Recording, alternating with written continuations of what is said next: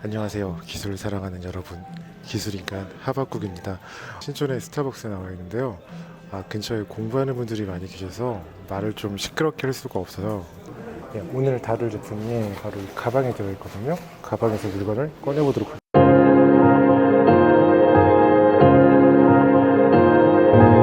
기술인간 파우치 안에 들어있습니다. 응? 잠깐만. 응? 아니, 웬 아이패드가 3대나? 네, 맞습니다. 오늘 다룰 콘텐츠는 제가 이 아이패드 3대를 어떻게 실제로 사용하고 있는지입니다.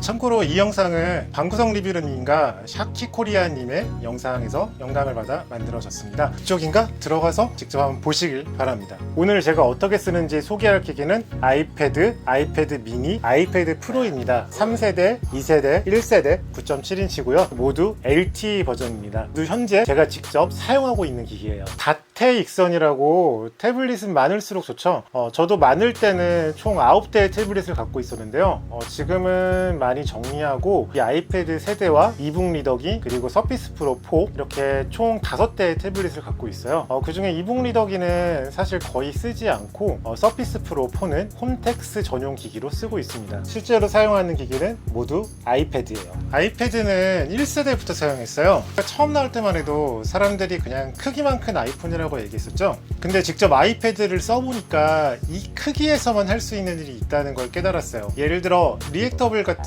고가의 악기를 직접 소프트웨어로 다룰 수 있는 거는 아이패드가 나왔기 때문에 가능한 거거든요. 이후 1세대를 팔고 구입한 아이패드가 아이패드 3세대 첫 레티나 디스플레이가 적용된 아이패드죠. 그리고 6개월 만에 아이패드 4세대가 나와서 토사구 패드라고 불리는데요. 저한테 큰 아픔을 남긴 모델입니다. 근데 뭐 저는 잘 썼어요. 특별히 기능에 그렇게 나쁜 점은 없었고 최대 밝기로 해놓고 충전기에 연결해 놓은 채 제품을 사용하면은 그대로 배터리가 닳는 그런 문제가 있었거든요. 근데 평소에 화면 밝기를 최대로 해놓을 일은 없으니까 굉장히 잘 썼어요. iOS 9으로 업데이트하기 전까지만 해도 말이죠. 업데이트 하자마자 이 아이패드 3는 바로 액자가 되고 말았습니다. 속도가 정말 어마어마하게 느려졌어요. 뭐 하나 띄우고 난 다음에 그냥 화장실에 갔다 와도 될 정도? 근데 뭐 느리고 최신 기능을 못 쓸 뿐이지 아예 못 쓸 정도는 아니에요. 뭐 유튜브도 볼 수 있고요. 근데 저는 아이패드 프로가 이미 있으니까 이걸 굳이 쓸 필요는 없어가지고 거치대에 달고 그리고 좀 길이가 긴 2m짜리 라이트닝 케이블을 사서 항상 이렇게 전원을 연결시켜 놓고 쓰고 있습니다. 딱 2가지 기능만 쓰고 있는데요. 바로 휴와 스포티파이 컨트롤러로 쓰고 있습니다. 이게 둘 다 조작하려면은 아이폰이든 아이패드든 꺼내고 일단 켜야 되잖아요. 그게 되게 귀찮을 때가 있는데 이거는 벽이 항상 켜진 채로 거치되어 있으니까 바로 조작을 할 수 있어가지고 굉장히 편하더라고요. 그 다음은 아이패드 미니 2입니다. 아이패드 미니 2는 이베이 대란이라는 게 있었어요. 그 128기가의 LTE 모델이 굉장히 싸게 나온 적이 있었는데 그때 구입했습니다. 미제라서 카메라 셔터음이 없습니다. 제가 가장 좋아하는 사이즈의 iOS 기기예요. 이게 크기가 애매하면은 오히려 잘 떨어지거든요. 제가 아이폰 4를 제외하고 이후로 나온 아이폰은 모두 떨어뜨려서 깨졌어요. 근데 이 아이패드 미니는 지금까지 쓰면서 거의 떨어뜨린 적이 없어요.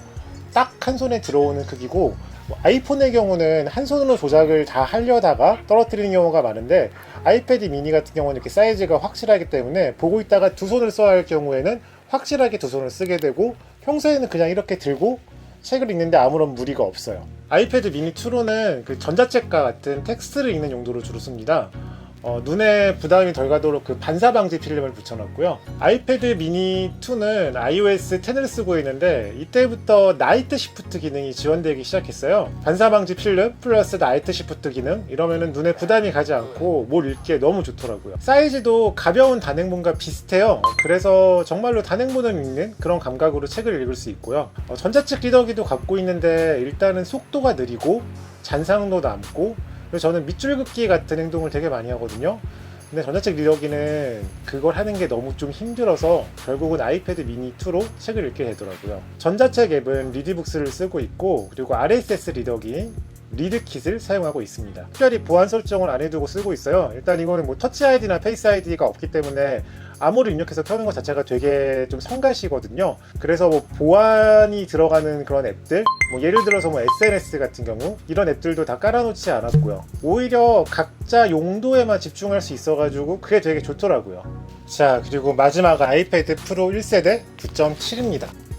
아이패드 프로 9.7은 10.5가 출시되고 나서 가격이 떨어졌을 때 구입했어요. 저도 10.5를 구입하고 싶었는데 뭐 팀쿡이 마진이 안 남는다고 하니까 어쩔 수가 없죠. 아이패드 프로 9.1은 그냥 밖에 가볍게 일하러 나갈 때도 블루투스 키보드와 함께 들고 나가는 기기거든요. 그만큼 정말 많은 일을 하는 기기예요. 하루 날 잡고 아이패드 프로를 사용하는 것만 라이브로 생중계를 해야 될 만큼 정말 많은 일을 하고 있어요. 펜이 있는 기기로는 원래 서피스 프로 4를 쓰고 있었거든요. 근데 그거는 태블릿으로 쓰기에는 정말 아이패드 프로 9.7 뭐 사이즈도 괜찮고 그 램이 2기가라서 좀 가끔 버벅이는 거 제외하고는 매우 잘 쓰고 있습니다. 가장 많이 쓰는 앱은 역시 뭐 사파리겠고요. 그리고 노타빌리티, 베어, 라이트룸 모바일을 많이 쓰고 있어요. 뭐 사파리야 뭐 따로 말할 게 없을 것 같고, 저는 맥하고 iOS 모두 사파리를 쓰거든요. 이게 정보가 모두 연동되니까 굉장히 편하더라고요. 노타빌리티는 뭐 다들 많이 아실 거예요. 필기 앱인데요. 처음 아이패드 구입했을 때 이 앱을 0.99달러에 구입해서 아직까지 쓰고 있어요. 요즘은 가격이 좀 올랐더라고요. 처음에는 그 앞에 고무 같은 거 달린 터치펜 사가지고 필기해서 쓰고 그랬는데 그땐 정말 불편했는데 아이패드 프로를 쓰고 나서는 정말 쓸모가 많아졌어요. 필기 앱이 진짜 되게 많은데 일단은 뭐 녹음이 같이 된다는 것, 그리고 맥 버전이 있어서 연동이 된다는 게 노타빌리티의 가장 큰 장점입니다. 베어는 제가 맥과 iOS에서 텍스트를 써야 할 때 가장 먼저 쓰는 앱이에요. 가장 자주 쓰는 앱이기도 하고요. 저는 마크다운 에디터를 정말 좋아하는데 베어 역시 마크다운을 지원합니다. 마크다운? 마크나루도? 뭔가 이런 느낌이네요. 마크도나루도노? 이게 해시태그 기반이라서 마우스로 메뉴를 클릭하기가 어렵잖아요, 모바일 환경에서는. 그래서 키보드로 대부분의 일을 다 할 수 있는 게 되게 큰 장점이에요. 그 베어 해시태그가 카테고리 기반에 비해서 불편하다고 하시는 분들이 있는데 여기에 그 베어에서 그 글의 고유 링크를 뽑을 수 있는 기능이 있거든요. 이 둘을 합치면은 정말 막강한 기능이 돼요. 거의 개인 위키처럼 사용할 수가 있어요. 저는 이 베어 앱을 개인 일기로 사용하면서 그날 있었던 일과 그날 본 것들, 뭐 먹은 것들, 겪은 일들을 전부 다 따로 링크를 만들어서 개인 위키처럼 관리하고 있거든요. 나중에 기회가 되면은 베어 앱에 대해서도 한번 얘기를 해보겠습니다. 라이트룸 모바일은 설명할 필요가 없는 최고의 사진 편집 앱이죠. 구독료를 내야 하는 어도비 생태계에 들어가기가 정말 싫었거든요. 그래서 그전에는 그 어피니티 포토로 사진을 편집했어요. 어피니티 포토는 정말 좋은 앱이긴 한데 좀 많이 무거웠거든요. 그러다가 어도비 클라우드를 한번 쓰게 되니까 이게 너무 편해서 다시는 돌아갈 수가 없을 것 같더라고요. 맥이나 PC에서 편집을 하다가 아이패드에서 그대로 또 편집을 할 수 있다는 거죠. 그리고 라이트룸에 그 프로그램에 있는 기본적인 기능을 대부분 다 그냥 사용할 수 있어요, 모바일인데도. 정말 무겁거나 복잡한 기능들은 이게 별도의 앱이 있어서 연결을 했을 수가 있어요. 이게 좀 약간 귀찮기는 한데 그래도 앱을 무겁게 쓰는 것보다는 이렇게 기본적인 기능들을 가볍게 쓰는 게 훨씬 좋은 것 같아요. 그 외에는 아이패드로 음악을 만들거나 디제잉을 하기도 해요. 이게 아이패드가 1세대가 나왔을 때부터 정말 좋은 악기 앱이 많이 나왔어요. 그리고 지금은 정말 실전에서 쓸 수 있을 만큼 좋은 앱들이 많거든요. 실제로 디제잉 앱은 제가 외부에서 디제잉을 할 때 직접 쓰기도 하고요.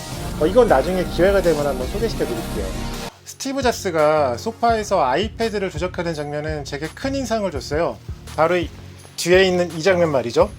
어렸을 때부터 활자 중독이었던 제게 뭔가 들고 다니면서 항상 인터넷에 접속되어 있는 기기를 쓸 수 있다는 거는 정말 꿈같은 일이었거든요.